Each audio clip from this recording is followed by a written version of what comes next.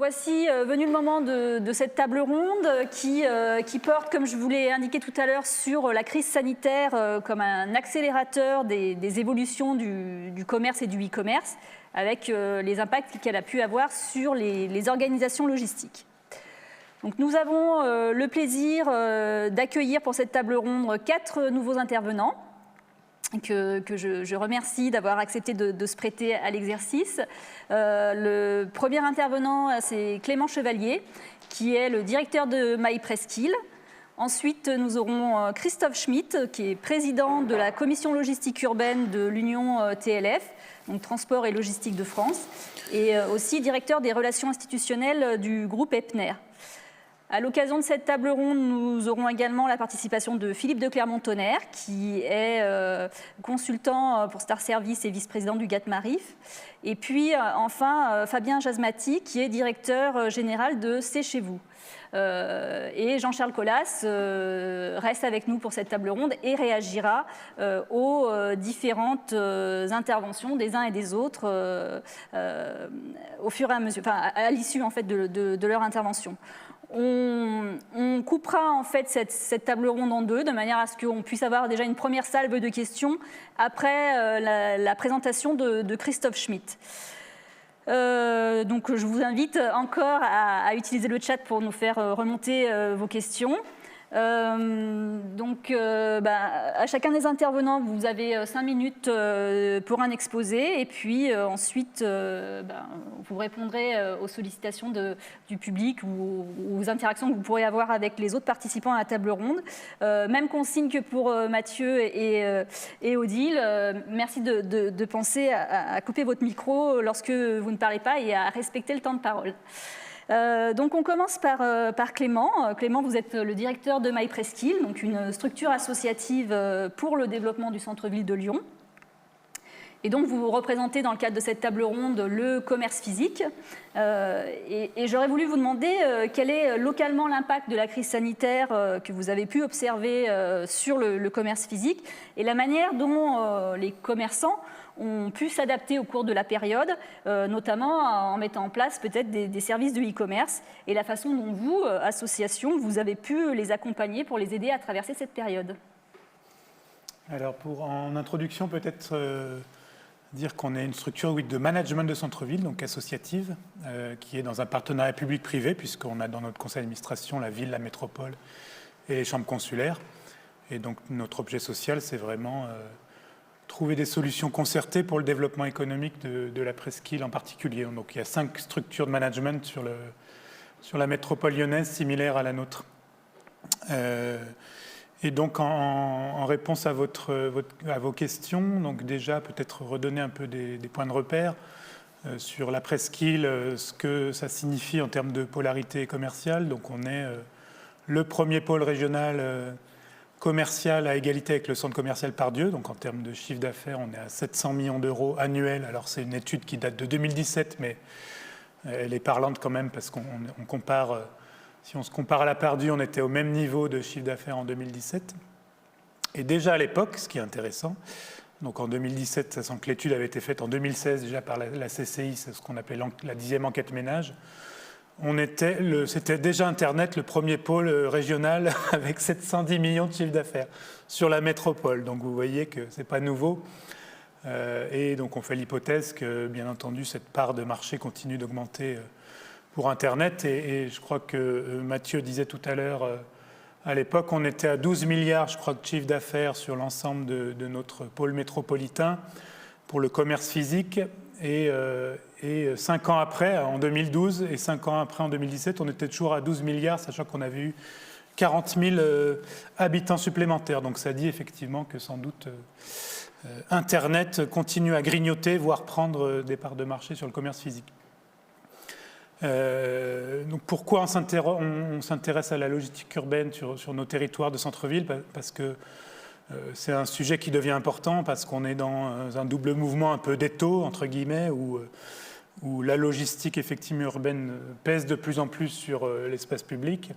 Et puis, d'un autre côté, c'est pas que politique, mais c'est aussi, je pense, un souhait de manière générale de chacun d'entre nous d'avoir un espace public plus apaisé, plus convivial, etc. On est aussi sur une complexité croissante parce qu'il y a des nouveaux usages de mobilité qui se sont développés, vélo, trottinette, ce qui engendre aussi un certain nombre de nouvelles occupations sur l'espace public. Donc on est vraiment dans nos centres-villes, dans cette complexité de plus en plus croissante de combiner tous ces usages-là et de plus en plus à l'avenir, sachant que également on va être, et je rajouterais qu'on est en centre-ville historique, donc avec un périmètre UNESCO, avec des règles particulières relatives au PLU notamment, une pression foncière importante, ce qui fait qu'effectivement les collectivités n'auront pas forcément, ou alors ça va coûter très cher des moyens d'intervention de manière foncière pour essayer de réserver des espaces ou créer des espaces de logistique urbaine. Donc voilà, on voit bien que la presqu'île, c'est un mini-laboratoire, entre guillemets, de toutes ces contraintes-là, où on est sur un territoire où on veut à la fois continuer d'assumer toutes les fonctions urbaines d'habiter. Donc là, la presqu'île, c'est à peu près 50 000 habitants. Donc on veut bien entendu continuer à habiter sur ce territoire, on veut continuer à y travailler. C'est à peu près 45 000 salariés, la presqu'île, qui est le deuxième pôle tertiaire aussi, et le premier pôle commercial.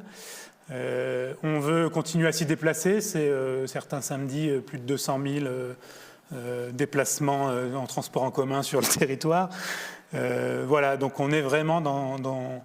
Et puis on veut y consommer aussi, donc la zone de chalandise presqu'île, c'est 400 000 habitants en alimentaire, puisqu'elle avait été calculée aussi lors de la 10e enquête ménage, et 1 million d'habitants en non alimentaire. Donc c'est un pôle qui rayonne très largement sur le territoire métropolitain, et voire au-delà. On sait qu'on touche aussi certains pays suisses qui viennent aussi consommer en presqu'île. Voilà, donc on a un pôle commercial d'envergure régionale.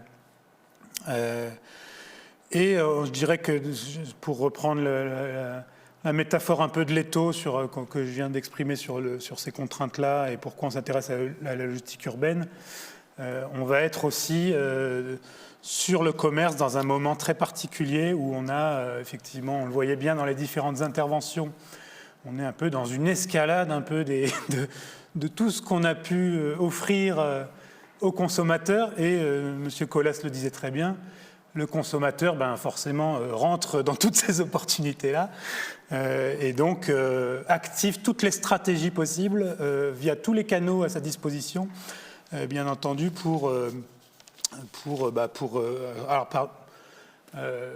ce qui s'explique par différents facteurs. Hein. Ça peut être effectivement le pouvoir d'achat, ça peut être le service qu'on lui met en face, ça peut être tout un tas de choses, mais en tout cas, le consommateur abolit complètement toutes les frontières et aujourd'hui active tous les canaux possibles à sa disposition.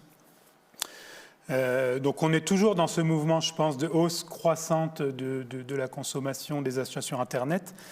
Déjà à l'époque, donc un achat sur deux, un ménage sur deux réalisait déjà un achat au moins une fois par semaine sur Internet. 93% des personnes interrogées avaient réalisé un achat sur Internet, 40% des personnes le faisaient déjà sur mobile. Voilà, donc on est dans tous ces usages-là, ce qui brouille complètement les repères. Aujourd'hui, il faut être bien accroché, il faut avoir un modèle solide, être dans les bonnes tendances pour ouvrir un commerce physique, bien évidemment, et avoir des projections financières à peu près sûres, on va dire. Et puis on est à la fois aussi dans un contexte sociologique aussi, peut-être. Alors ça, je ne suis pas expert non plus, mais peut-être qu'il y a des explications sociologiques où on va être dans des paradoxes comme ça. Il y a aussi ces tendances qui reviennent aussi et qui ont été bien montrées ces dernières années dans les différentes études, d'un retour aussi au commerce de proximité de la part des consommateurs, alors qui a été exacerbé par la crise sanitaire, parce que nous, on a connu un resserrement de nos zones de chalandise, fatalement à cause des restrictions de déplacement qu'on a pu connaître. Mais il y a aussi une part des consommateurs qui est dans une démarche effectivement plus proactive, entre guillemets, plus vertueuse. Donc on a vu dans cette période-là que le retour, l'explosion des marchés, les circuits courts, l'occasion aussi, la deuxième main, qui sont des tendances fortes aujourd'hui. Et puis à l'autre bout, effectivement, on est tout dans le paradoxe, comme je le disais, On a aussi un regain. Alors le luxe marche très bien. Le discount revient en force aussi. Voilà, donc on est vraiment dans tous ces paradoxes-là. La crise sanitaire, pour donner peut-être des points de repère aussi, on a surtout vu un retour sur l'alimentaire, un retour en proximité sur l'alimentaire, peut-être qui étaient dus aux contraintes effectivement de déplacement, et pas forcément en non alimentaire. En non alimentaire, on a plutôt vu une baisse de fréquentation et une hausse des achats Internet sur ce segment-là. Pour essayer d'aller un peu plus loin, nous sommes dans ce qu'on a mis en place, notamment en réaction à cette crise sanitaire, et puis pour essayer d'accompagner les commerçants, on a mis en place donc une plateforme digitale qu'on a lancée en octobre 2020, donc juste entre le premier et le deuxième confinement. On voulait être prêt pour le confinement de novembre qui s'annonçait. Et donc, on n'a pas mis en place une marketplace parce qu'on a vu c'était un format qui était territorial, en tout cas qui était voué à l'échec, ou en tout cas qui n'est pas probant de manière générale dans les expériences qu'on a vues un peu au niveau national. Mais on a fait un site à la fois média, de promotion du territoire, d'actualité, et puis un site où on renvoie vers les e-shops des commerçants, parce que l'objectif, je pense que ça résonne aussi avec les différentes interventions, je pense que l'objectif qu'on doit se donner, peut-être collectivement, c'est aussi de faire remonter un peu toute la richesse du tissu commercial de nos territoires auprès des consommateurs, un peu dans cette perte de repères qu'on peut avoir, pour montrer que sur un territoire, et a fortiori sur un territoire métropolitain comme le nôtre, il n'y a quasiment pas d'arguments valables pour aujourd'hui aller consommer sur les pure players, parce qu'on trouve quasiment tout ce qu'on veut en proximité. Alors si on ne trouve pas, peut-être c'est des produits de niche qui existent uniquement sur le net, effectivement ça arrive, mais en tout état de cause, sur nos territoires métropolitains et en proximité, on peut trouver à peu près tout type de produits, de la grande enseigne jusqu'à l'artisan petit créateur. Donc là, ça va être des produits faits main, sur mesure, fabriqués à Lyon, etc., très spécifiques et d'un niveau qualitatif élevé. Donc on a mis en place cette plateforme-là qui recense aujourd'hui, donc on l'a mis en place en octobre, 350, et donc on continue de référencer les commerçants du territoire. Plus de 350 commerçants de la presqu'île de Lyon. Sur ces 350, on a constaté qu'on avait presque 50% qui avaient un e-shop. Aujourd'hui, les commerçants sont à 100%, ils sont à peu près sur Internet, soit via un site Internet, soit ils sont référencés sur Google, soit sur Facebook, etc. Et à 50%, ils ont un e-shop, c'est-à-dire un site marchand qui leur permet de vendre. Pour ce qui concerne les grandes enseignes, franchises, marques, ils vont être quasiment tous, à 100%, ils vont avoir un e-shop, soit de marque nationale, soit donc qui sera mutualisé ensuite avec le magasin physique local. Et pour ce qui concerne les commerçants indépendants, on va être plutôt sur un chiffre qui va être de 10 à 20% de ces commerçants indépendants qui ont un e-shop. Donc là aussi, il y a une marge de progression, et je pense que cette crise sanitaire, s'il en était besoin, a fait prendre conscience qu'effectivement, il était temps pour ceux qui n'avaient pas encore ces outils-là de s'y mettre, effectivement, pour avoir une présence. Et on a vu que les commerçants indépendants, y compris les petits créateurs de marques, etc., qui avaient déjà travaillé leur communauté de manière très dynamique depuis quelques années, avaient un e-shop, ils ont bien mieux résisté à cette crise parce qu'ils avaient effectivement, à la sortie de leur nouvelle collection, par exemple en début d'année, quasiment toutes leurs ventes sur Internet. Et on sait qu'à la réouverture, ils ont encore quand même la confiance de leur clientèle, de leur communauté pour revenir en boutique, parce que l'ADN quand même de ces commerces physiques, c'est quand même de faire du commerce en physique. Voilà. Donc effectivement, on a proposé cette plateforme-là, et puis on a aussi offert à nos adhérents donc un service de livraison à vélo, qu'on a travaillé avec des acteurs installés sur la place lyonnaise, qui sont Fanlabise et Bicycle, pour ne pas les citer, mais qui sont déjà dans des démarches d'emploi vertueuses, on va dire, et puis qui sont très professionnels. Et donc on a essayé de mettre en place ce service-là en se disant que ça pouvait aussi aider les commerçants, les accompagner dans leur livraison, notamment en période de confinement, quand ils étaient fermés, bien entendu. Donc du commerce vers le consommateur. Alors on s'est rendu compte avec la mise en place de services que les commerçants ne nous avaient pas forcément attendus. Ils utilisent eux-mêmes tous les moyens à leur disposition. Ça peut être à pied, en vélo, en voiture parfois, ou alors par les services postaux traditionnels. Généralement, ça va être plutôt ça. Donc c'est de cette façon-là qu'ils vont, en tout cas pour les petits commerçants indépendants, livrer leurs clients. Et je pense qu'il faut que ça rentre dans les habitudes, il faut que ça rentre dans leur système d'information, dans leurs moyens de livraison qu'ils présentent à leurs clients. Donc je pense qu'on va stabiliser, nous, petit à petit, au fil des mois, ce service de livraison à vélo, sachant qu'on est arrivé à des coûts acceptables aussi, parce que ce qui n'était pas le cas il y a quelques années. On avait testé, nous, déjà en 2012, un service de livraison à vélo qui s'appelait Freedom, et on avait bien vu que c'était un trop précurseur. Les commerçants n'étaient pas prescripteurs, les clients ne l'utilisaient pas, et ça avait un coût qui était encore trop important pour l'ensemble de la chaîne, parce qu'on répartissait les coûts entre MyPresskill, le client et le commerçant.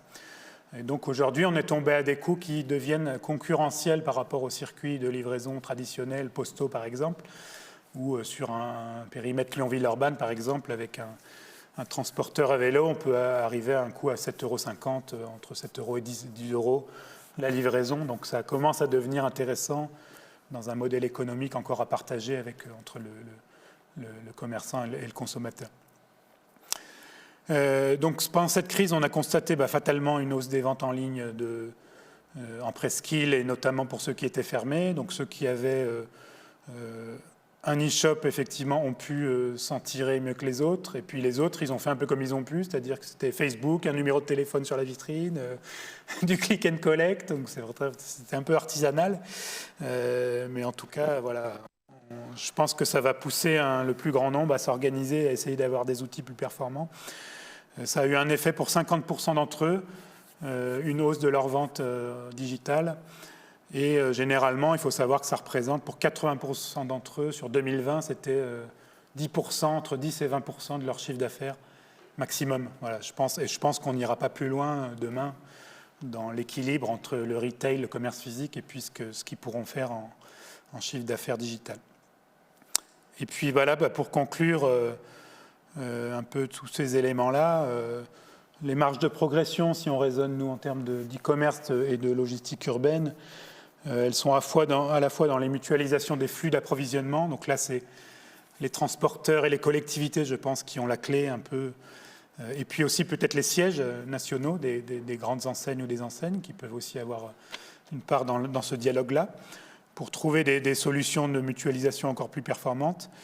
Renforcer pour certaines catégories, typologies de commerçants, par exemple franchises, qui n'ont pas encore intégré toute leur chaîne logistique entre le national et le local, continuer à renforcer l'intégration de leur circuit logistique. Et puis, nous, alors, à la fois avec l'aide des collectivités aussi, et pour les unions commerciales ou fédérations comme nous, ça peut être des solutions comme la livraison à vélo, donc réfléchir à la mutualisation des flux du commerce physique de centre-ville vers les clients. Donc là aussi, je pense qu'il y a une marge de progression de ce point de vue-là. Voilà, j'ai terminé un peu. Merci Clément. Je vais être obligée en fait de bousculer un petit peu l'ordre de passage des intervenants parce que M. Colas a une contrainte et doit nous quitter à 16h10. Donc je ne sais pas, Jean-Charles, dites-nous si on peut malgré tout écouter Christophe Schmitt parce que c'est un transporteur et ce serait bien que vous, et du coup vous passerez juste derrière. Très bien, merci. Eh bien, donc, on enchaîne tout de suite avec Christophe Schmitt, président de la commission logistique urbaine de l'Union TLF et directeur des relations institutionnelles pour le groupe Epner. Christophe, votre groupe est un opérateur de la messagerie traditionnelle, orienté plutôt sur le B2B. Et est-ce que vous pouvez nous dire comment ce développement du e-commerce vous a amené ou pas à faire évoluer votre activité, à éventuellement vous réorganiser pour aller investir ce segment-là qui n'était pas le vôtre au départ, et à quelles contraintes et à quels enjeux ça vous met, ça soulève chez vous? Oui, bonjour à tous. Et effectivement, Epner est un un spécialiste du groupage européen. Hein. Notre spécialité, c'est de transporter des colis depuis et vers la France. C'est comme ça qu'on se définit le mieux. Et on est plutôt orienté sur un business B2B. Mais la crise a engendré une augmentation importante du B2C, y compris chez les gens qui faisaient du B2B, puisque avec les pertes de marché qu'ils subissaient par la fermeture, etc., énormément de nos clients ont développé des services qui permettaient de vendre en direct. Et donc, chez nous, le poids des positions représentait traditionnellement un peu moins de 10% pour des livraisons chez des particuliers. Et aujourd'hui, on est quasiment arrivé à 20%, on est aux alentours de 19% de positions qui sont livrées aux particuliers. Alors, bien entendu, une transformation comme ça a des impacts assez importants. À ça, il faut ajouter le fait que le télétravail génère à lui seul aussi un certain nombre de livraisons à domicile, de fournitures, de choses comme ça. Et puis, plus globalement, les particuliers, ils ont commencé à avoir une vision différente. On l'a vu largement, je ne vais pas y revenir, sur les achats et achètent sur Internet beaucoup plus. Donc, tous ces phénomènes-là ont créé un certain nombre de problèmes qu'il a fallu traiter et qu'on a pu traiter sur deux axes. Hein. On a une partie vraiment organisation des flux qui s'est posée à nous. Il faut savoir que quand vous avez 10% de plus de livraisons particuliers, vous avez aussi une explosion des retours le soir, c'est-à-dire que le particulier, ben, il est moins fiable en livraison que l'industriel. C'est-à-dire que même si on arrive à l'heure, ça arrive beaucoup plus souvent qu'il ne soit pas là. Et donc, on ramène le colis, on revient, etc. Donc ça a nécessité tout un développement de travail sur la data pour s'approcher des standards des pure players de la livraison en particulier. Et maintenant, effectivement, nos clients, comme dans toutes les grandes enseignes du e-commerce, reçoivent un SMS le matin, reçoivent un SMS une heure avant la livraison, pour qu'on s'assure qu'ils soient là, etc. Et pour continuer et pouvoir les livrer dans le plus grand nombre possible. À côté de ça, il y a toute la partie prise de conscience du consommateur, qui est aussi liée à la crise, hein, environnementale, qui est venue impacter nos organisations. Alors bon, c'est quelque chose d'assez ancien. Chez TLF, on a créé la commission logistique urbaine en charge du déploiement des ZFE fin 2017, à la suite d'un rapport que j'avais écrit courant 2016. Donc, la problématique ZFE, elle existe depuis assez longtemps. Elle est vraiment mise en œuvre aujourd'hui. Donc là, on est en face des problèmes. Il y a au moins une dizaine de villes aujourd'hui qui sont en train de mettre en place des ZFE.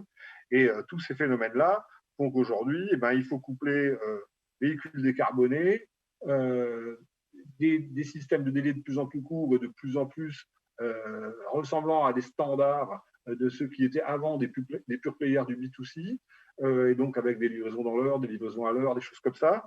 Et tous ces phénomènes-là ont un coût. Et ce coût, aujourd'hui, il n'est pas du tout repris. Le destinataire, aujourd'hui, il n'a aucune notion du coût logistique.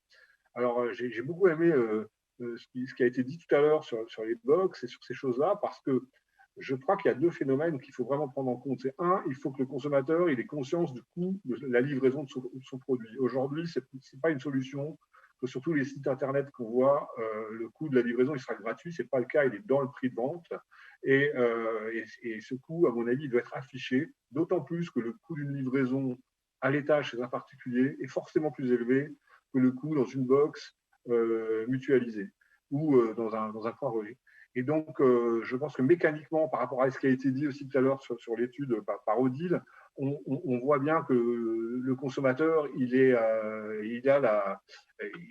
sait faire l'analyse et il va aller sur ce qui est le plus avantageux pour lui en faisant le rapport entre l'utilité d'être livré à domicile et le coût de la livraison. Donc ça, c'est un sujet aujourd'hui qui, vraisemblablement, pourrait faire avancer les choses.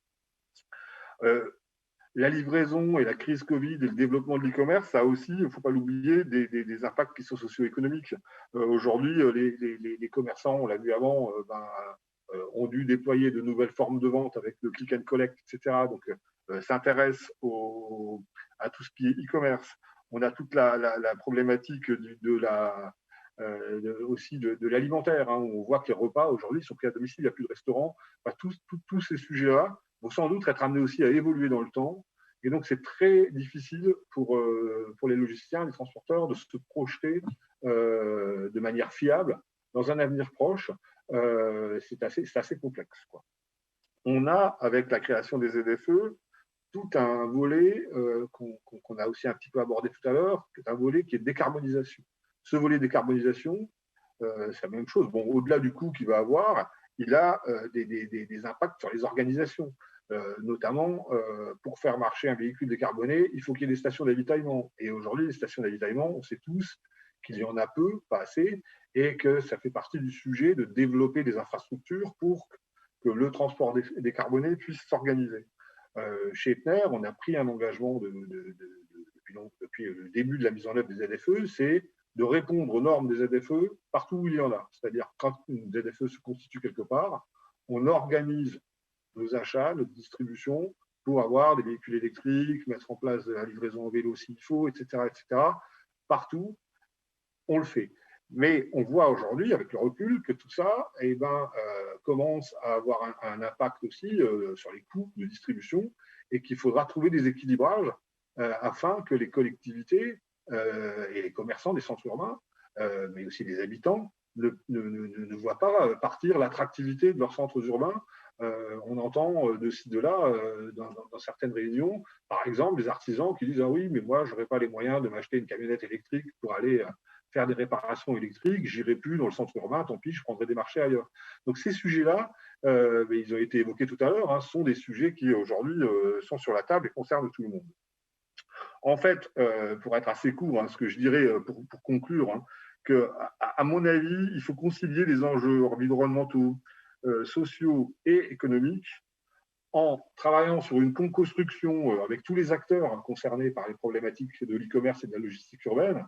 Et quand je dis tous les acteurs, ça inclut les acteurs du foncier, parce qu'on l'a dit, tout ce qui est hôtel logistique, livraison du dernier kilomètre en mode doux, ça c'est important, mais aussi les acteurs des infrastructures d'avitaillement et les acteurs, bien sûr, transport et logistique, les commerçants, destinataires finaux, mais aussi les industriels expéditeurs.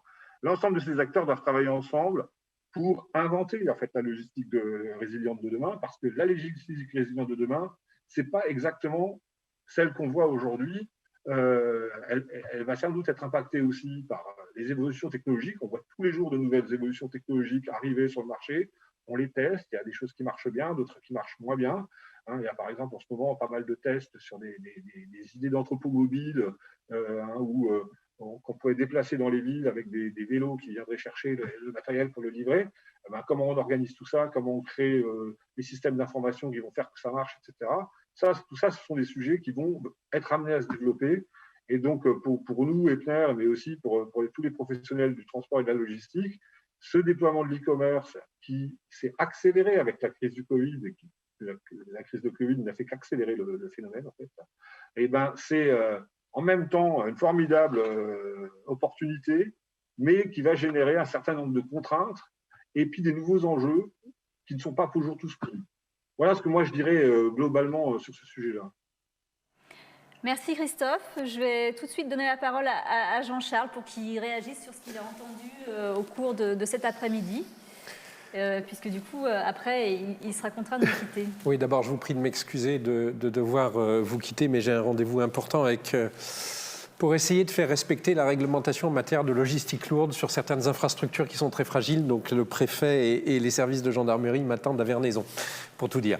J'aurais plein de choses à dire et plein de choses, donc j'en ai noté quelques-unes. Je ne pourrais pas tout dire et même pas répondre à toutes les questions. Je voudrais rebondir sur des choses récentes.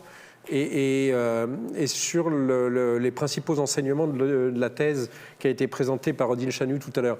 Je crois qu'effectivement, ce sont les entreprises qui aujourd'hui se lancent une surenchère à la rapidité. Vous avez parlé des livraisons en 24 heures, puis en 2 heures, et maintenant même en 1 heure. On invente du grand n'importe quoi. Je ne crois pas du tout que ce soit un souhait des consommateurs. Dans leur grande majorité, les consommateurs, ils préfèrent un service de qualité que la rapidité.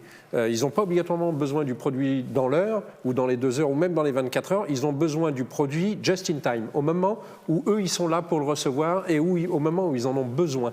Et donc, je pense qu'on va trouver des solutions qui vont sortir de cette course à la surenchère des entreprises de e-commerce pour aller plus sur la course au meilleur service que les consommateurs attendent. Et ça répond du coup à quelques questions dans le chat. Les consommateurs, quand un commerçant de e-commerce leur propose un service de qualité en matière de logistique, c'est-à-dire une livraison du dernier kilomètre décarbonée et dépolluée avec des entreprises qui font du vélo cargo pour la livraison, on a cité Bicycle et Fanlabis, bien évidemment, que je connais bien et qu'on soutient à la métropole, et ben c'est un plus que le consommateur note, et du coup il note, il dit bah oui, puisque la logistique est respectueuse, je vais choisir cette entreprise-là. Et donc du coup les entreprises aujourd'hui nous disent, nous on est obligés de s'adapter aux demandes environnementales du consommateur pour la logistique et pour un certain nombre de consignes. Donc c'est comme ça que ça évolue. Malheureusement la métropole a peu d'outils de réglementation. J'ai une question sur le chat sur l'anarchie des scooters de livraison, mais on pourrait en parler des heures. Et surtout, d'ailleurs, pas seulement l'anarchie par rapport au bruit, à la pollution, aux nuisances que ça crée pour les habitants, mais par rapport au livreur lui-même, qui est quand même le nouvel esclave du 21e siècle, qu'il soit à vélo, à scooter ou autrement pour la plupart, et toutes les nuisances que ça crée pour l'ensemble de la collectivité. On n'a pas beaucoup d'outils de réglementation, à part le faire respecter par la police les réglementations existantes. En revanche, on a un outil à ce que le consommateur soit de plus en plus exigeant sur le niveau de service, et donc y compris sur la forme de la logistique. Et je pense que des entreprises, des commerçants qui vendent, notamment quand ce sont des commerces de proximité qui défendent aussi un intérêt commun de qualité de vie et de qualité des produits, qu'on puisse assurer d'une responsabilité sociale et environnementale de la logistique. Je pense que c'est un plus, bien sûr, pour le client. Et puis je voudrais terminer sur j'ai cité Bicycle et Fanlabis, mais plein d'initiatives qui vont dans le bon sens de ce côté-là. Tout à l'heure, j'ai parlé de l'hôtel logistique et je voudrais corriger publiquement, c'est La Poste que j'ai oublié, bien évidemment. La Poste avec lesquels j'étais la semaine dernière pour visiter leurs entrepôts, première entreprise de logistique de la métropole, bien évidemment, et depuis longtemps, et pas seulement pour le courrier, qui est un des produits les plus historiques à être livré à domicile, mais aussi pour le colis. Et puis maintenant, au service des commerçants locaux, La Poste a un service d'entrepôt pour les petits commerçants, pour pouvoir faire de la logistique rapide et en vélo assistance électrique dans la plupart des cas. Et bon, je ne vais pas m'étendre, mais il pourrait vous présenter tout ça, bien évidemment. Je voudrais citer le groupe Casino, qui a un vrai enjeu de logistique de proximité par rapport à du commerce alimentaire de proximité. Alors, on n'est pas encore à Paris, où il y a un Franprix tous les 300 mètres et où les commerçants livrent à pied dans leur quartier, mais c'est une politique mise en place par le groupe et qui évolue et qui, à mon avis, est un élément important aussi de la décarbonation et de la dépollution de la logistique.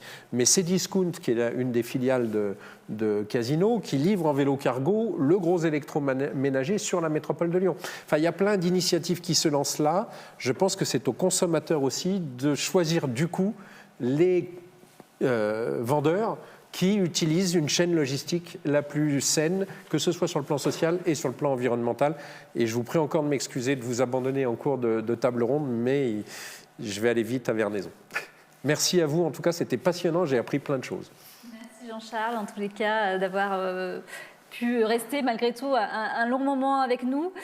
Contrairement à ce que j'avais annoncé tout à l'heure, on va enchaîner tout de suite avec le reste de la table ronde, parce que je ne voudrais pas que les deux derniers intervenants soient pénalisés si on se lance dans des débats enflammés sur ce qui a été dit jusqu'à présent. Donc je vais enchaîner en donnant la parole cette fois à Philippe de Clermont-Tonnerre, qui est consultant pour Star Service et vice-président du GATMARIF. Merci Philippe d'être parmi nous aujourd'hui. Vous avez une expérience, vous, directement d'un opérateur spécialisé sur le B2C. Et quels sont pour vous les principaux changements du métier ces dernières années et en particulier avec la crise sanitaire ? Comment est-ce que vous faites pour arriver à concilier une meilleure optimisation du transport et les contraintes qui sont liées à la desserte des ménages, hein, ce que disait Christophe tout à l'heure, c'est que certes les ménages étaient très sensibilisés à avoir des délais de livraison qui soient fiables, mais que par contre le transporteur, quand il se présente chez le ménage, il n'est pas forcément toujours présent chez lui. Donc voilà, comment est-ce que vous, spécialiste de la livraison en particulier, vous vous adaptez à ces contraintes-là et comment est-ce que vous faites pour arriver à fonctionner dans des conditions satisfaisantes et avec un coût maîtrisé? Ah oui, les coûts maîtrisés, ça c'est sûrement c'est le plus important. Comment est-ce qu'on fait?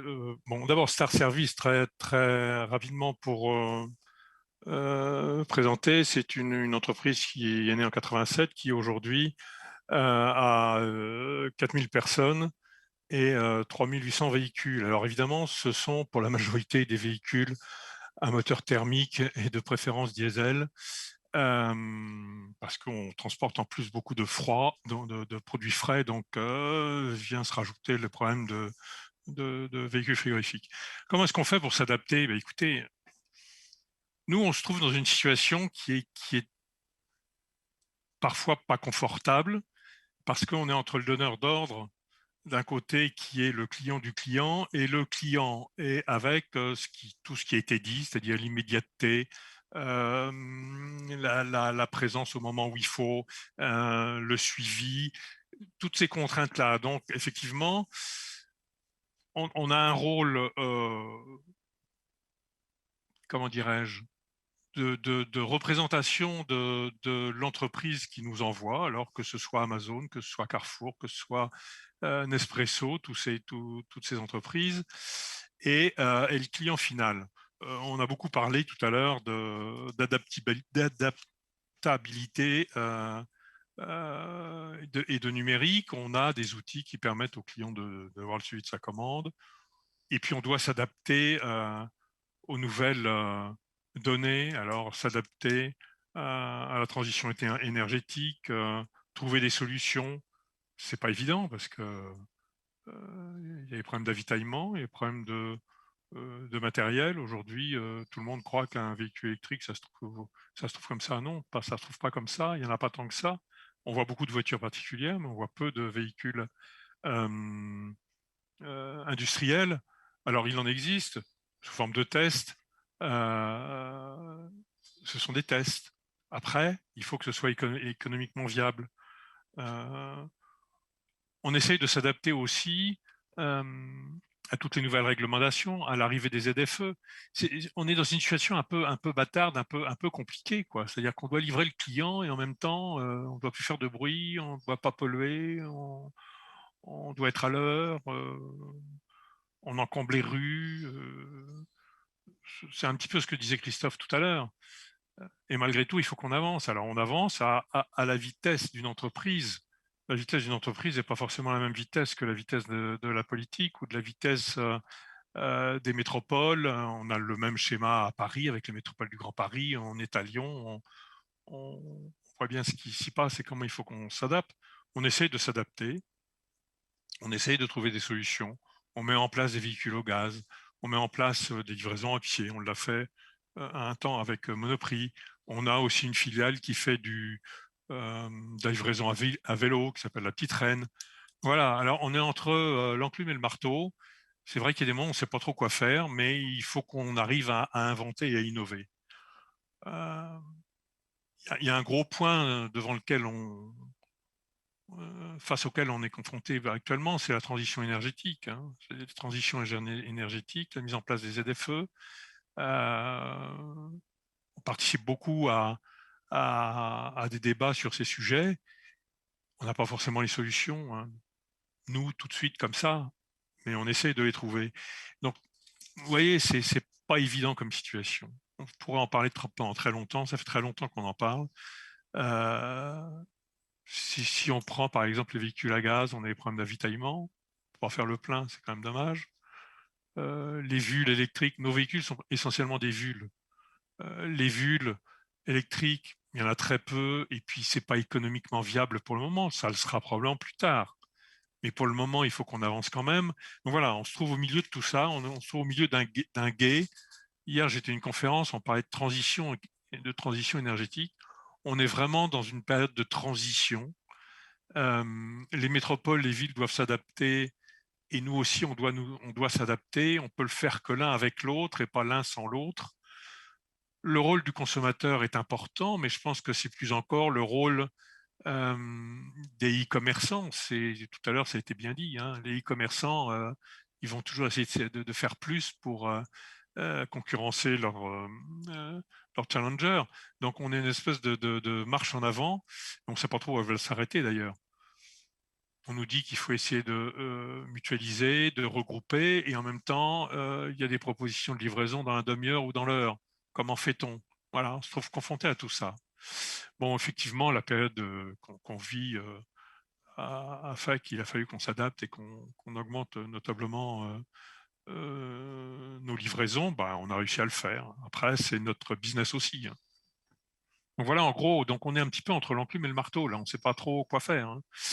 Et puis, tout ce qui a été dit dans le fond, je suis d'accord. Ce qu'a dit Christophe Schmitt tout à l'heure est évident. Enfin voilà, on est tous dans la même démarche. Donc, et dans les mêmes recherches. Et on essaye de trouver des chemins d'innovation, mais au final, il y a toujours un bonhomme avec 4 roues ou 2 roues parfois qui va livrer le particulier et même l'entreprise. Je pense qu'on va aller vers un mix de types de livraison par rapport aux produits, par rapport aux clients, par rapport à la structure des métropoles, à la structure des villes. Il y a des choses qu'on pourra faire toujours en véhicule, il y en a qu'on fera en vélo, il y en a qu'on fera à pied. Je pense qu'il ne faut pas partir sur une seule optique. Ce serait à mon avis une erreur. Donc voilà un petit peu dans la situation dans laquelle on se trouve aujourd'hui. Quoi vous dire de plus, si ce n'est qu'on est toujours à l'affût des nouvelles technologies, des nouvelles innovations pour nous aussi aller dans ce sens-là. Et je voudrais faire remarquer une chose, c'est que les transporteurs, en général, et j'allais dire nous en particulier, mais les transporteurs en général euh, sont innovants et recherchent des solutions, contrairement à ce qu'on croit, et contrairement à ce que beaucoup veulent faire croire. On n'est pas les pollueurs et les empêcheurs de circuler qu'on veut bien le dire. On est très innovants. On est très innovants grâce à l'informatique, grâce au numérique, avec tous ces outils qui nous permettent de mieux gérer nos déplacements et nos transports. Et quand vous avez quelqu'un qui vous commande 2 cartouches d'imprimante et qu'il faut qu'il soit livré dans la demi-heure, comment fait-on? On pourrait en parler pendant longtemps. Mais bon, voilà un petit peu aujourd'hui dans quelle situation on se trouve. Merci Philippe. Voilà, je pense que ça laisse à réfléchir et que Je pense qu'il y a beaucoup à réfléchir, oui. on va avoir des réactions dans le chat. En tous les cas, j'invite le public à s'exprimer. Nous voilà arrivés à la dernière intervention de Fabien Jasmati. Merci Fabien.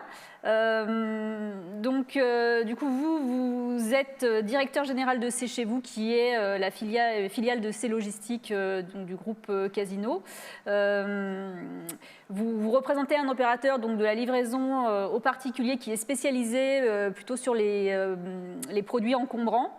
Est-ce que vous pouvez nous présenter rapidement votre activité et est-ce que les enjeux et les contraintes auxquelles vous faites face sont ceux qu'on a d'ores et déjà évoqués ou est-ce que vous avez aussi des spécificités? Merci de votre retour. Grand plaisir. Bonjour à tous. Effectivement, donc c'est Chez Vous, une filiale de C'est Logistique, c'est la même filiale de Cdiscount, et donc qui appartient, comme vous l'avez dit, au groupe Casino. Rapidement, déjà, en introduction, pour parler rapidement de Cdiscount, déjà merci, même s'il est parti, à M. Colas d'avoir nommé et mis en avant les actions entreprises par le groupe Casino et Cdiscount depuis de longues années maintenant pour être en pointe sur tous les sujets de logistique urbaine et d'être innovant sur ces aspects-là avec, comme il l'a dit, effectivement, un joli projet en cours avec la société qu'il a citée également, qui s'appelle Fin la Bise, pour livrer des produits encombrants de plus de 30 kg en vélo cargo à Lyon. Ça marche, c'est quelque chose qui fonctionne bien. Et on est très fiers voilà, d'avoir pu lancer ce genre de projet. Il y en a eu plein d'autres, je ne citerai pas toutes les citer, mais effectivement, on se veut en pointe. Et pour rebondir sur ce que dit également M. de Clermont-Tonnerre, évidemment, ce n'est pas simple, évidemment, c'est compliqué, mais nous, en ayant la double casquette e-commerçant et transporteur, c'est notre rôle aussi de dépasser les difficultés et d'essayer de trouver des solutions quand il y en a. Et bien souvent, quand on les cherche, on les trouve. Déjà, la crise sanitaire, effectivement, elle a eu un effet très fort sur nos activités. Elle a accéléré la croissance, comme ça a été dit depuis le début de ces échanges du e-commerce. Également, au sein du e-commerce, ça a eu un effet de report, d'une part, des livraisons qui se faisaient en point-retrait vers la livraison à domicile. On peut facilement le comprendre, hein, les clients étaient beaucoup en télétravail, notamment dans les centres urbains. Également la crainte de se déplacer et de rencontrer du public dans un point retrait ou un magasin a fait que la livraison à domicile a été privilégiée par un grand nombre. Donc, une croissance globale de nos activités et une croissance et un report, plutôt, on va dire, des livraisons en point retrait vers la livraison à domicile, qui on pense, va s'estomper avec le temps pour revenir peu ou prou à ce qu'on connaissait avant la crise. Modulo le fait que le télétravail, comme on le voit tous, risque de s'inscrire malgré tout dans la durée dans nos sociétés. Voilà ce que je peux dire sur les effets de la crise.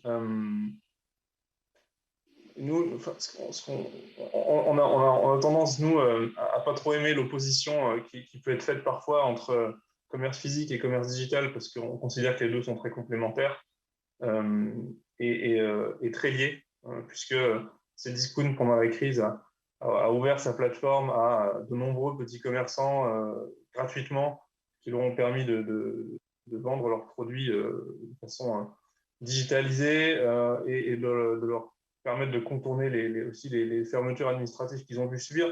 Ça, c'est un exemple parmi d'autres qui nous fait dire qu'il ne faut pas opposer systématiquement comme ça le commerce digital et le commerce physique. L'histoire, elle va s'écrire ensemble.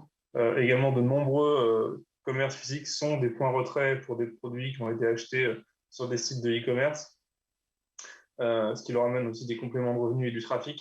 Donc, voilà, c'est important de voir la complémentarité des deux mondes et pas forcément de les opposer. Voilà, ça c'était c'est la remarque que je voulais faire à ce sujet-là.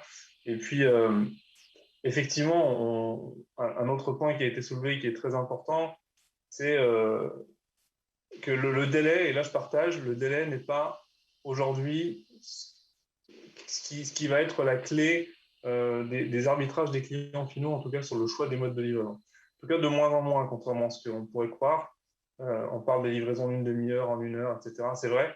Et c'est vrai que le e-commerçant a un rôle aussi de ne pas encourager plus que ça le client à choisir du surservice dont il n'a pas besoin. Mais par contre, ce qu'on constate, c'est que les clients finaux et les acteurs plus traditionnels du retail veulent aujourd'hui avoir des solutions à proposer de qualité avec de l'information tout au long de la chaîne. Et ça, c'est quelque chose qui est un souhait très fort et on n'y coupera pas. C'est-à-dire que nous, on a ouvert les services de C'est chez vous depuis 1 an à d'autres acteurs qu'à notre actionnaire historique qui est Cdiscount. Et on a de très fortes demandes aujourd'hui de la part d'acteurs qui viennent plutôt du monde du retail ou même des pure players qui historiquement pouvaient livrer avec des acteurs qui étaient plus des émanations du B2B, comme Epner, mais d'autres. Et certains ont su, comme Epner, effectivement, aller dans le sens de l'amélioration de leur service pour le B2C. D'autres ont un peu moins su le faire. Et aujourd'hui, ce qu'on constate, c'est qu'il y a une forte demande d'aller vers des services plus qualitatifs, plus précis, plus d'informations. Et des retailers qui ne s'étaient pas encore posé ce genre de questions, aujourd'hui viennent vers nous pour qu'on les accompagne et qu'on mette à leur profit l'expérience qu'on a glanée, nous, depuis de longues années dans l'accompagnement d'un des plus gros e-commerçants français. Donc, nous, on voit vraiment la crise du Covid comme un accélérateur de tendances fort.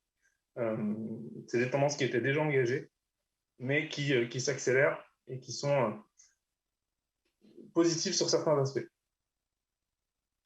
Voilà ce que je peux dire en niveau. Merci Fabien. Je suis contente de voir que effectivement, pardon, cette course en avant vers la livraison dans les délais les plus courts possibles qui était mise en œuvre par les plateformes, finalement, peut-être c'est quelque chose sur lequel vous êtes en train de revenir, parce que vous dites que ce qui intéresse le plus le consommateur, c'est aussi l'information tout au long de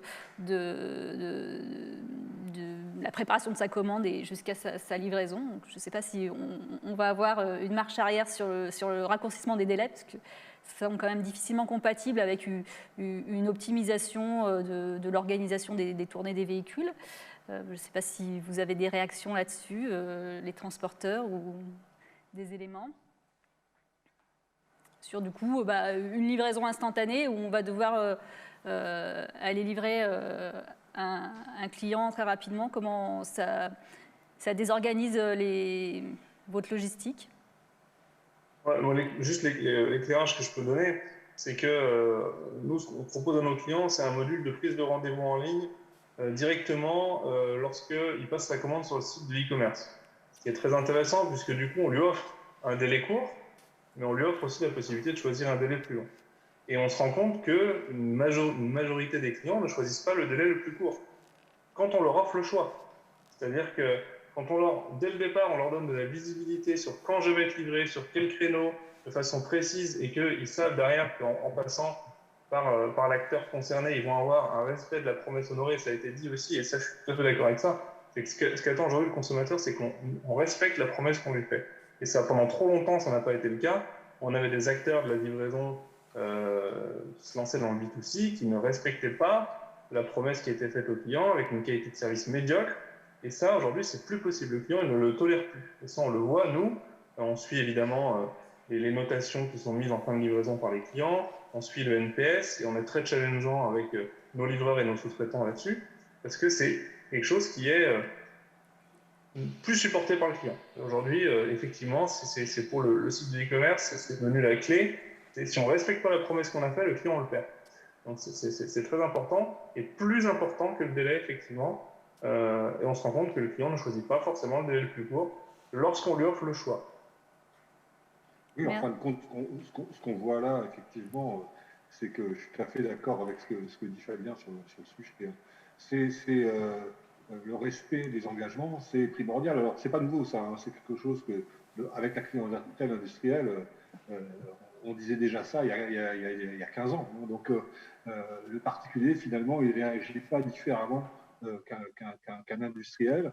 Il a besoin de visibilité et de savoir quand est-ce que sa livraison arrivera et d'être sûr qu'elle arrivera là parce qu'il prend des congés pour la réceptionner, pour plein de raisons qui sont intrinsèques à son organisation personnelle. Simplement, ce que moi je pense, c'est qu'il y a un travail de fond à faire là-dessus quand même sur l'éducation du consommateur final pour avoir une bonne compréhension de tout ça, parce que quand on discute, quand on voit certaines statistiques, il y a quand même un élément qui interloque, c'est que les sites internet, quand ils font des études sur les gens qui arrêtent leurs achats, on se rend compte que très souvent, on ne fait pas l'achat si le coût du transport est trop important dans l'offre du produit. Donc il y a quand même des enjeux prix et des enjeux je dirais, confort, qui sont parfois très contradictoires. Donc, il y a un travail d'éducation à faire. Mais cela dit, la livraison rapide, je pense que ce n'est pas une solution qui est éco-responsable, que vraisemblablement, avoir une plus grande proportion de livraisons faites dans des box, dans des endroits où les gens viennent chercher leur colis à proximité, serait une bonne chose. Ce que disait tout à l'heure M. Collas sur le déploiement de box open à tout type d'opérateurs, c'est quelque chose qu'on a déjà défendu chez TLF, c'est quelque chose qu'on a étudié. C'est extrêmement complexe à organiser, mais si ça pouvait se faire, ça générerait sans doute une amélioration du confort assez importante. Et puis, il y a tout l'aspect social qu'il y a autour des livraisons, dont on a parlé un peu. Hein. C'est vrai que la manière de livrer en vélo, à pied, etc., c'est quand même quelque chose de physique, etc. Donc, il va y avoir un problème d'acceptabilité de tout ça du public à un moment ou à un autre. Donc tous ces sujets, ils devront être adressés les uns après les autres dans les mois et les années qui viennent avec le déploiement des ZFE, mais plus globalement avec la décarbonisation globale, parce que faut pas se leurrer, le phénomène qu'on rencontre aujourd'hui, il va pas seulement atteindre les villes. Pour l'instant, c'est une dizaine de métropoles. Bientôt, ça sera sans doute une quarantaine, et l'ensemble du territoire sera concerné par cette problématique à moyen terme. Merci. J'aimerais rebondir là-dessus et solliciter du coup notre représentant du commerce traditionnel, puisque effectivement, donc Monsieur Colas, Christophe disent qu'au lieu de livrer à domicile, peut-être qu'il faut développer ou livrer en point relais, il faut peut-être développer la livraison sur des consignes. Est-ce que vous avez des retours, vous, des commerçants, notamment de ceux qui sont point relais? Qu'est-ce que ça leur apporte? On sait qu'il y a un taux de rotation qui peut être important.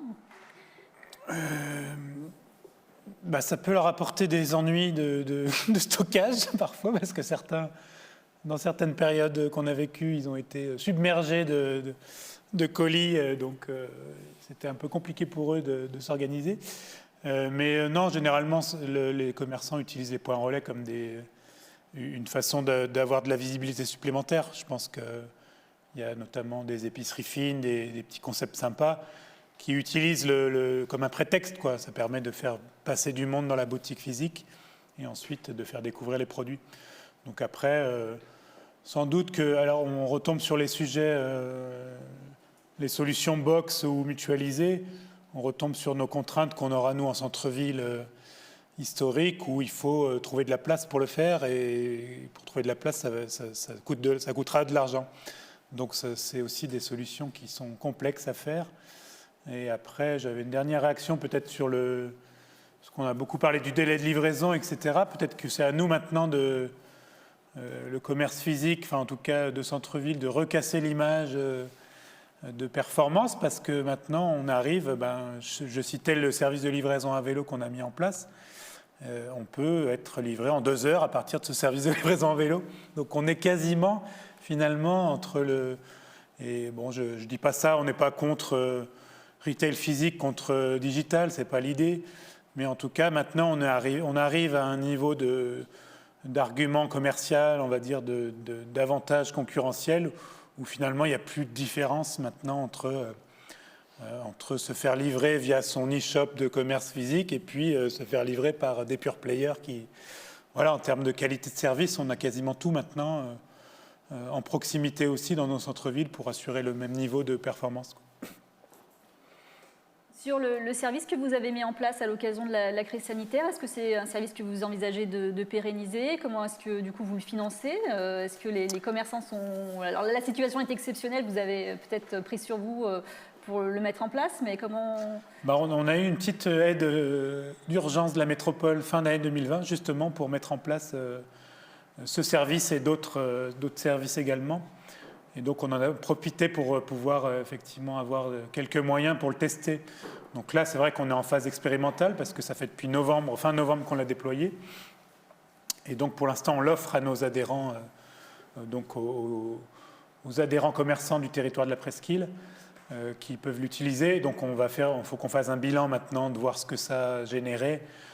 On doit être à plusieurs centaines de livraisons, mais ce n'est pas non plus des volumes immenses. Et puis on a vu que ça... certaines typologies dont on ne pensait pas forcément qu'ils allaient l'utiliser, fleuristes, pharmaciens, commencent à l'utiliser. Donc ça veut dire qu'il y a aussi des besoins peut-être cachés qu'on n'avait pas vus. Et puis je disais aussi qu'il y a des freins pour l'instant. Certains commerçants qui ont un e-shop notamment ne l'avaient pas forcément intégré, ne peuvent pas forcément l'intégrer dans leur proposition client. Donc il faut aussi faire ce travail-là maintenant, de l'intégrer dans les organisations des commerçants. Voilà, donc je pense que c'est un service intéressant qui est performant et qu'il faut qu'on stabilise correctement pour que ça rentre dans les habitudes. Je crois que Philippe de Clermont-Tonnerre veut réagir. J'en profite en lui passant la parole pour glisser une question qui est sur le chat pour savoir en fait comment est-ce qu'on peut développer l'usage de véhicules au GNV dans les livraisons urbaines. Oui, c'était un petit peu, je vais répondre à cette question. Comment est-ce qu'on peut? Il faut simplement il y ait des propositions des industriels sur des véhicules GNV ou biogaz, et puis 2, surtout qu'il y ait des lieux d'avitaillement, parce que c'est essentiel. Si on n'a pas de lieu d'avitaillement ou si le chauffeur doit faire une demi-heure ou 3/4 d'heure de route avant de pouvoir trouver une pompe, y passer une demi-heure et puis refaire une demi-heure à 3/4 d'heure pour revenir sur son lieu de travail, on perd tout le bénéfice du GNV et de l'entreprise, ça c'est certain. Donc, l'avitaillement est une chose essentielle pour le GNV, les biogaz, et puis dans l'avenir pour l'électrique quand ce sera développé. Voilà. La deuxième chose, je voulais revenir un petit peu sur ce que disait Christophe Schmitt tout à l'heure, et je suis bien d'accord avec lui. Sur les livraisons, la livraison urbaine, tout ce qui se développe actuellement est très intéressant. Il faut être attentif. Il faut faire attention au social derrière tout ça, parce que vous avez entendu parler et on voit ce qui se passe sur un certain nombre de livraisons. Et nous, chez Star Service, on défend le CDI, et on a 95% des gens chez nous qui sont en CDI, et le fait que les livraisons doivent être faites de manière sociale correcte, ou de manière correcte sociale, comme on veut. Parce qu'on voit trop de choses qui se passent et qui sont pas normales, quoi. Et puis après, il y a des problèmes de coût, hein. Faut pas non plus, on n'en parle pas beaucoup, mais il y a des problèmes de coût, hein. Le coût d'une livraison, tant qu'on est en période de test et qu'on fait des choses comme ça, le coût n'a pas beaucoup d'importance ou peu d'importance.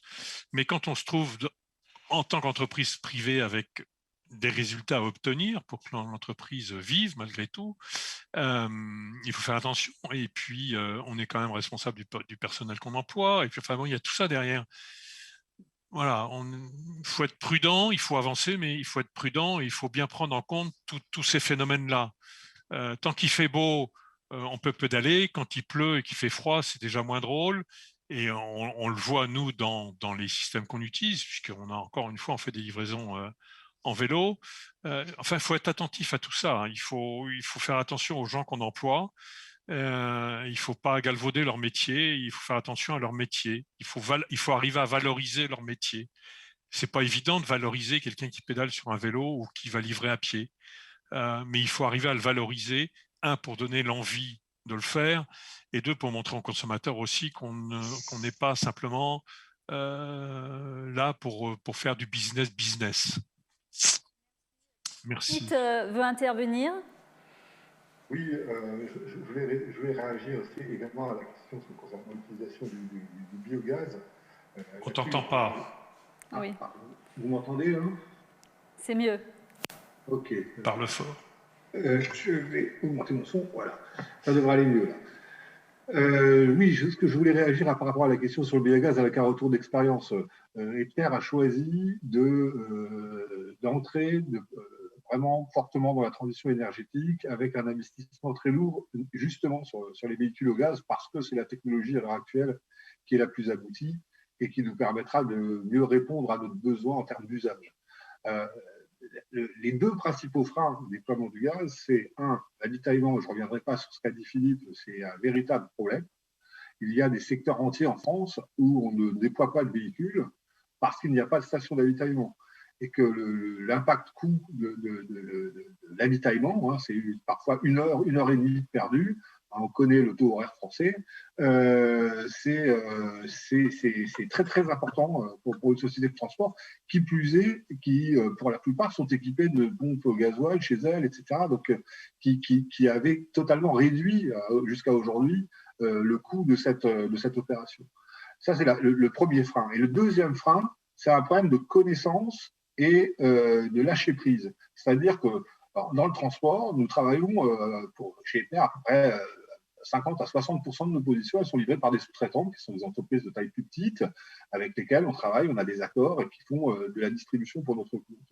Ces sous-traitants, pour la plupart, pour beaucoup d'entre eux, disent « Moi, je n'ai pas les moyens d'acheter un camion électrique, ça reste extrêmement cher. » Ou « Je n'ai pas les moyens d'acheter un camion gaz, c'est un peu moins cher, mais c'est quand même plus cher. » Et donc, soit on accepte de les payer plus, ce qu'il faut faire, puisque le coût d'amortissement est plus élevé, soit on s'organise en achetant des camions propres parce qu'on n'a pas de sous-traitants qui veulent le faire, mais on revient toujours à cette problématique de perte d'attractivité des centres-villes, d'abandon des zones qui seront sur ces services-là. Donc, il y a tout un travail d'éducation aussi des utilisateurs et des gens qui travaillent dans la logistique pour qu'ils puissent passer à tout ça. Donc, le quid des aides, de comment tous ces aspects vont être pris en compte. Hein.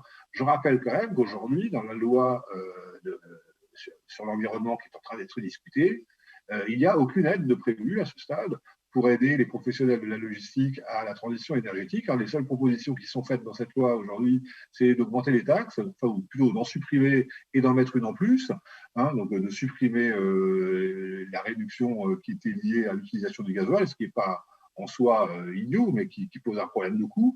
Et puis la deuxième proposition qu'on fait, c'est de mettre des zones écotaxes et des choses comme ça dans les régions. Donc on va augmenter les coûts, on ne va pas baisser les coûts. Donc il y a une vraie problématique aujourd'hui de compréhension des besoins de la profession et de priorisation des meilleures solutions qui nous permettront d'atteindre l'objectif. Et l'objectif, c'est garder l'attractivité dans les centres-villes, et tout ça avec des systèmes plus résilients et plus respectueux de l'environnement auxquels 100% des professionnels sont attachés parce qu'ils sont, comme vous et moi, des citoyens. Merci à tous. Effectivement, on a aussi toute la problématique de offre d'avitaillement, offre aussi de véhicules, de manière à avoir une offre suffisante et qui puisse rencontrer une demande qui permette de réduire le coût de production de ces véhicules électriques et donc d'en rendre la diffusion plus facile. On va devoir arrêter ces rencontres parce que ça fait déjà 2h30 qu'on est ensemble. Il y avait Monsieur Jazmati, donc je vous laisse la parole, vous êtes le dernier. J'en ai pas pour longtemps, non, c'était juste une réaction par rapport à... Et moi-même, j'ai été surpris de ça, en fait, c'est pour ça que je réagis là-dessus. On dit un livreur à vélo et pas forcément à pas tâche facile, et c'est certainement le cas. Mais un livreur dans un VUL qui fait 80 positions en milieu urbain, il n'a pas forcément un métier facile non plus.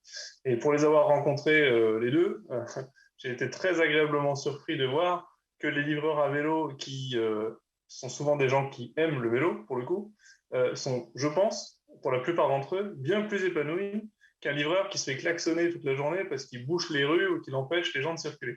Et ça, pour le coup, c'est, pour ne pas les citer encore une fois, un acteur lyonnais, hein, c'est dans le thème, comme Fanlabise, qui pourrait vous en parler beaucoup mieux que moi, mais chez qui j'étais il y a encore quelques semaines, qui nous certifiait. Ils n'ont aucun problème aujourd'hui pour trouver des gens très motivés pour travailler pour leur compte, souvent en CDI également. Et donc, je pense qu'il faut, faut pas voir ce mode de livraison-là que par le prisme Deliveroo, Uber et autres. Il n'y a pas que ça, et il ne faut pas non plus, on n'est pas forcément toujours le plus heureux quand on est aussi dans un véhicule de livraison en milieu urbain. Je pense qu'ils n'ont pas un métier facile non plus. Eh bien, c'est une transition parfaite pour ma conclusion, puisque je voulais en conclusion vous annoncer le thème de nos prochaines rencontres qui auront lieu plutôt à l'automne et qui traiteront donc de la vélogistique, justement. Mais avant de conclure définitivement, je tenais déjà à m'engager à ce qu'on puisse reprogrammer une séquence sur la logistique de e-commerce, puisqu'on voit bien que ça suscite énormément de débats. Et comme l'a indiqué Mathieu tout à l'heure, dans le cadre du projet MOPS auquel on participe aux côtés de l'Université de Bourgogne-Franche-Comté, de l'Université Gustave Eiffel et du Conservatoire national des arts et métiers, je pense qu'on aura d'ici quelques temps des résultats intéressants à vous soumettre. Donc je remercie une nouvelle fois tous les intervenants d'aujourd'hui pour leur participation à cet événement et la richesse des débats qui ont pu avoir lieu. Je remercie également tous nos partenaires sans qui ces rencontres ne pourraient pas se tenir, au premier rang desquels la métropole de Lyon, avec Émilie Faudor, Benoît Demongeot et Emeline Dréan, le pôle de compétitivité et cluster CARA, la région Auvergne-Rhône-Alpes, la Fondation pour l'Université de Lyon et bien entendu les tutelles du LAED qui sont le NTPE, le CNRS et l'Université Lumière Lyon 2. Je remercie également Daniel Patier et l'association Centre-Ville en Mouvement qui nous ont aidés à constituer cette table ronde. Elle reste dans l'ombre, mais n'en est pas moins décisive pour l'aboutissement de ces rencontres. Laïla Abdellahi a conçu avec nous le programme de ces journées. Elle a géré toutes les relations avec les intervenants et les participants. Elle a traité aussi toutes les questions logistiques et s'est également occupée du chat. Donc je vous invite à utiliser ce canal pour la remercier également. Bien entendu, je remercie le service communication de la commune Université de Lyon qui a été vraiment un allié précieux pour donner de la visibilité à ces rencontres. Donc merci Michael et Tiffaine. Je remercie évidemment notre équipe technique, Flavien, Seb, et qui ont été accompagnés également par Théo. Enfin, je remercie mon complice Mathieu Gardra. Il me reste donc à vous donner rendez-vous en fin d'année, donc octobre-novembre, pour cette 3e édition des rencontres de la logistique urbaine. D'ici là, n'hésitez pas à nous solliciter via notre adresse email rlu@untpe.fr. On reviendra vers vous pour vous donner le lien vers la vidéo quand elle sera disponible en replay et puis pour diffuser la plaquette dont Mathieu a parlé sur les résultats de l'enquête qui a été réalisée sur le territoire de la métropole de Lyon. Si vous souhaitez, si vous avez des suggestions de sujets pour les prochaines rencontres, n'hésitez pas aussi à nous les faire remonter. On a bien en tête les questions effectivement de zones à faible émission, par exemple, ou de logistique multimodale. Donc n'hésitez pas à prendre contact avec nous et puis soyez à l'affût de vos boîtes mail.